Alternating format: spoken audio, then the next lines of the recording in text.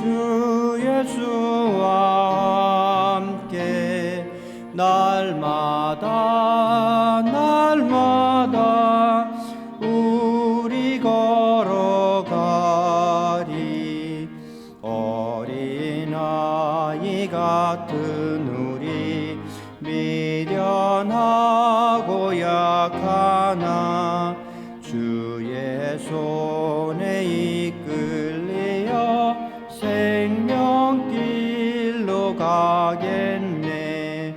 한 걸음 한 걸음 주 예수와 함께 날마다 날마다 우리 걸어가리.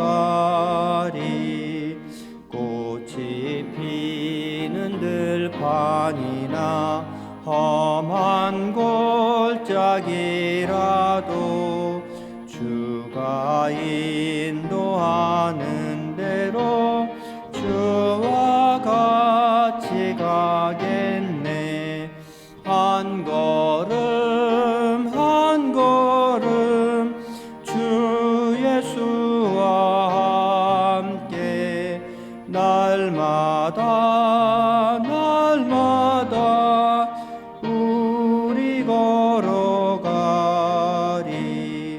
옛 선지자의 녹같이 우리들도 천국에 들려 올라갈 때까지 주와 같이 곧겠네. 한 걸음 한 걸음 주 예수와 함께 날마다 날마다 우리 걸어가리.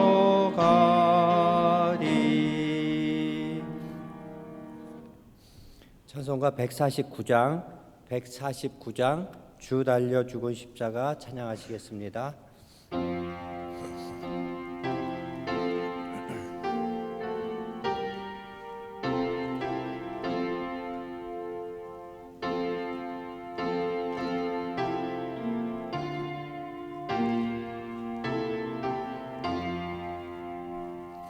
주 달려 죽은 십자가 우리가 생각할 때에 세상에 속한 욕심을 헛된 줄 알고 버리네. 죽으신 구주 밖에는 자랑을 말게 하소서. 보혈의 공로 힘입어 교만한 마음을 버리네. 못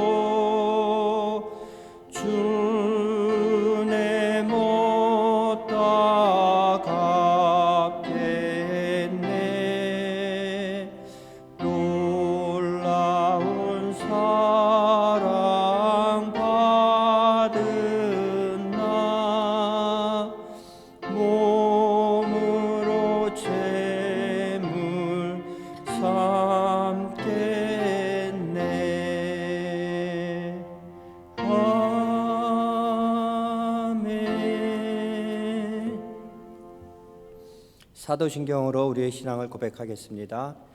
나는 전능하신 아버지 하나님 천지의 창조주를 믿습니다. 나는 그의 유일하신 아들 우리 주 예수 그리스도를 믿습니다. 그는 성령으로 잉태되어 동정녀 마리아에게서 나시고 본디오 빌라도에게 고난을 받아 십자가에 못 박혀 죽으시고 장사된 지 사흘 만에 죽은 자 가운데서 다시 살아나셨으며 하늘에 오르시어 전능하신 아버지 하나님 우편에 앉아 계시다가 거기로부터 살아있는 자와 죽은 자를 심판하러 오십니다. 나는 성령을 믿으며 거룩한 공교회와 성도의 교제와 죄를 용서받는 것과 몸의 부활과 영생을 믿습니다. 아멘. 임승현 목사님께서 말씀 전해 주시겠습니다. 네, 오늘 함께 나눌 하나님의 말씀 보겠습니다. 구약성경 전도서 9장 1절입니다. 구약성경 957페이지에 있는 전도서 9장 1절 말씀입니다.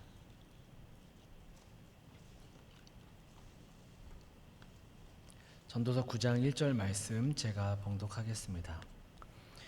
이 모든 것을 내가 마음에 두고 이 모든 것을 살펴본즉 의인들이나 지혜자들이나 그들의 행위나 모두 다 하나님의 손 안에 있으니 사랑을 받을는지 미움을 받을는지 사람이 알지 못하는 것은 모두 그들의 미래의 일들임이라. 아멘. 미국의 40대 대통령이었던 로널드 레이건이 알츠하이머 병에 걸렸다라는 소식을 접하고 나서 보이는 모든 대부분의 사람들의 특징이 있었다고 합니다. 정치적인 성향과 상관없이 깊은 슬픔을 온 국민들이 느꼈다라고 합니다. 우리는 유력 인사들이 병이 들고 죽는다라는 그 사실들을 우리가 마주할 때 슬픔과 혹은 불안함에 휩싸이게 되죠. 얼마 전에 송혜 선생님께서 향년 95세로 별세하셨습니다. 전 국민적인 프로그램이었던 전국 노래자랑을 34년 동안 이끌었던, 어떻게 보면 우리나라의 국민 MC셨죠. 이 송혜 선생님의 죽음은 전 국민의 마음에 무언가를 느끼도록 하였습니다. 사실 만난 적도 없고 교제한 적도 없었던 사람들이 대부분이잖아요.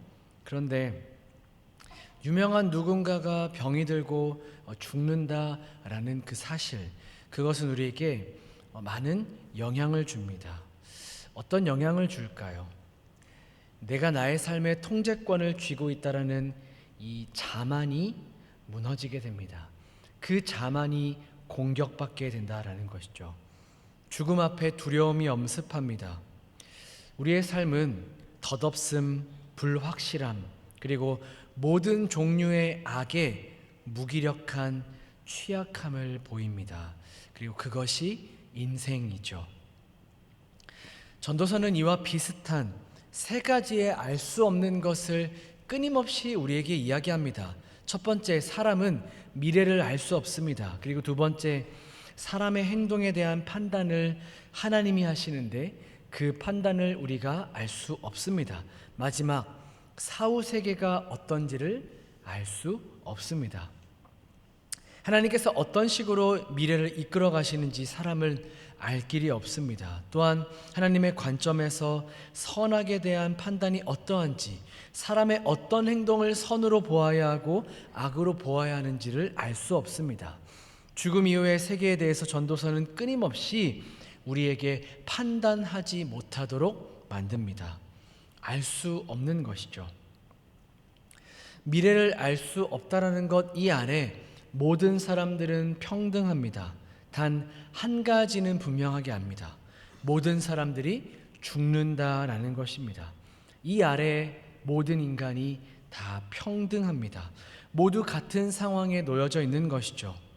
보이지는 않지만 모두에게 동일하게 공평한 질서, 인생들 모두가 죽음을 향해 걸어가고 있다라는 이 외면하고 피하고 싶지만 피해지지 않는 이 질서 속에서 지혜자는 어떻게 살아가는 사람일까요? 우리 오늘 본문 1절 말씀인데요. 한번 여러분들이 읽어주시기 바랍니다. 본문 1절입니다. 시작.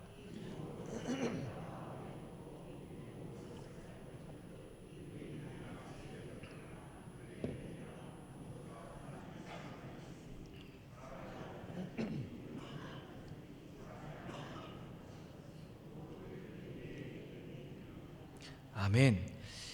지혜자는 인생에 대한 판단이 하나님께 있음을 아는 사람입니다. 아무리 사람에게 의인이라고 칭송받는 사람일지라도 그 모든 행위가 하나님의 눈에 선하게 여겨진다라는 보장이 없습니다.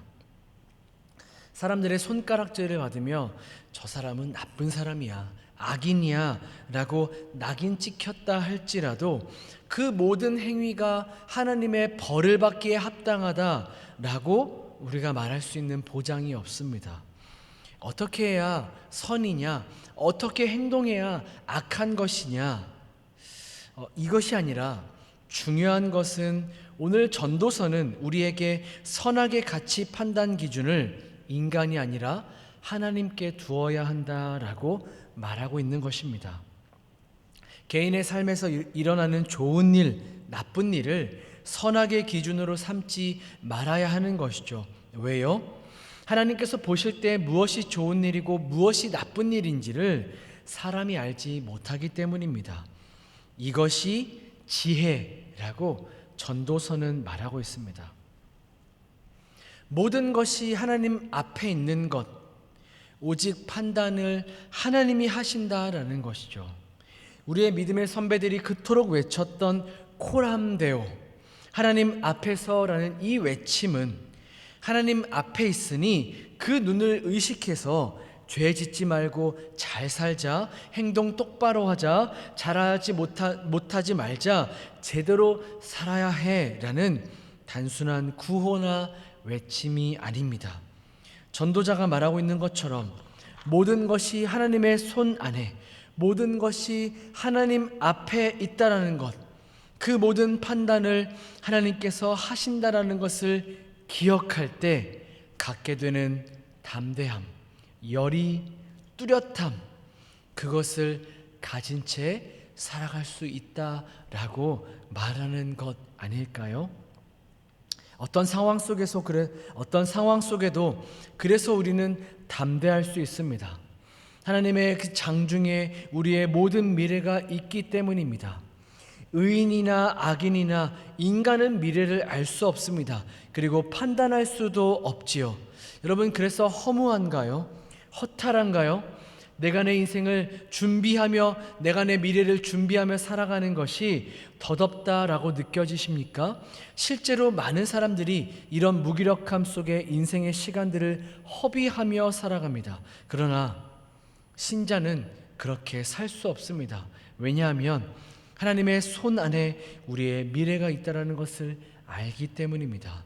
그리고 그 미래가 어떤 영광과 아름다움을 담고 있는지를 알기 때문에 안심하며 주어진 하루하루를 살아갈 수 있는 사람들이기 때문입니다.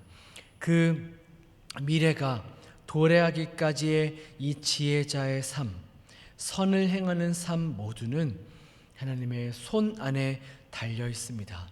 비록 즉각적인 보상을 받지 못하는 이 세상에서 즉각적인 보상을 우리가 받으며 살아가지 못할 때가 많이 있겠지만, 그럼에도 불구하고 우리가 가지고 있는 유일한 위로와 그 선을 행하는 힘과 동기는 바로 우리의 삶 모두가 하나님의 손 안에 있다라는 것입니다.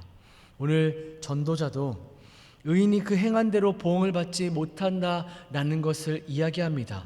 선의가 미움으로 돌아오기도 하고 사랑의 반응이 속임수로 돌아오기도 하지만 이 모든 시간의 주권자가 하나님밖에 없다라는 사실들을 우리가 신뢰한다면 당장의 추수의 열매가 없다 할지라도 선을 행할 수 있는 용기와 담대함을 갖게 되는 것이죠.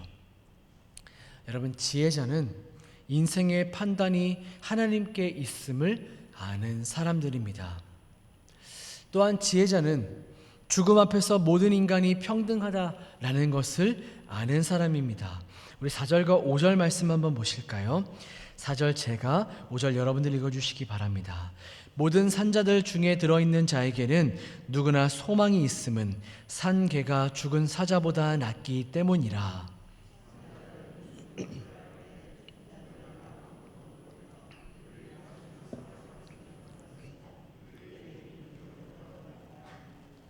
아멘. 아무도 죽음을 피할 수 없죠. 죽음은 모든 것을 끝장내는, 모든 가치들이 의미 없어지게 만드는 것입니다. 선하게, 의롭게, 깨끗하게 살아가는 모든 것이 사실 이 죽음 앞에서 무의미해 보입니다. 그래서 사람들은 이 덧없음 앞에서 악으로 가득한 마음으로 미친 듯이 살아가다가 그저 죽음을 맞이하는지도 모릅니다. 해 아래 시각으로만 본다면 별 수 없어 보입니다. 하지만 우리는 다릅니다. 해 아래 있지 않고 빛을 창조하시며 그 해를 창조하시며 죽음을 이기신 분을 우리의 주로 모시고 그 주를 살리신 분을 우리의 아버지로 모시고 살아가는 사람들입니다. 죽음은 더 이상 한계가 아닙니다. 죽음은 더 이상 모든 것의 끝이 아닙니다. 죽음은 더 이상 허망이 아닙니다. 한계이고 끝이고 허망한 그 죽음을 통해 하나님은 놀랍고도 영광스러운 구원을 만들어내셨습니다. 그러니 죽음을 만날 때까지 우리가 선하게, 의롭게, 깨끗하게 살 이유가 충분한 것이죠. 죽음은 우리 신자들의 삶의 중요한 이슈가 아닙니다. 우리는 생명을 가진 사람들입니다. 어떤 생명일까요? 영원한 생명입니다. 영원한 삶이 시작된 사람들, 지금 이 땅에서 오늘 그 영원한 삶을 살아가는 사람들이 바로 우리들입니다. 죽음 전에 누려야 할 복이 있는 것이죠. 어쩔 수 없이 피할 수 없다라는 비관에 빠져서 체념한 채 쾌락을 탐닉하는 그런 어리석은 인생이 아니라 죽음을 만나기 전 그 시간이 얼마나 뜻깊은 시간이며 그 뜻깊은 그 삶을 만끽하는 삶, 그것이 바로 신자들의 삶입니다. 여러분 7절 말씀 한번 보실까요? 7절입니다. 너는 가서 기쁨으로 내 음식물을 먹고 즐거운 마음으로 내 포도주를 마실지어다. 이는 하나님이 내가 하는 일들을 벌써 기쁘게 받으셨음이니라. 아멘. 여러분, 아무리 삶이 하찮다 할지라도 생명은 죽음보다 값집니다. 그렇기 때문에 우리는 더욱 삶을 긍정할 수 있습니다. 먹고 마시고 입는 일상에서 그 뒤에 전도자가 이야기하는 것처럼 모든 부부 관계에 이르기까지 하나님께서 기쁘게 즐기라고 주신 이 복을, 우리의 오늘에 있는 이 복을 우리가 누려야 마땅합니다. 하나님께서 우리에게 주신 것이기 때문이죠. 그래서 우리는 오늘 하루도 손에 닿는 대로 무엇이든지 열심히 살아갑니다. 무엇이든지 열심히 하며 살아가며 무엇이든지 열심히 누리며 살아갑니다.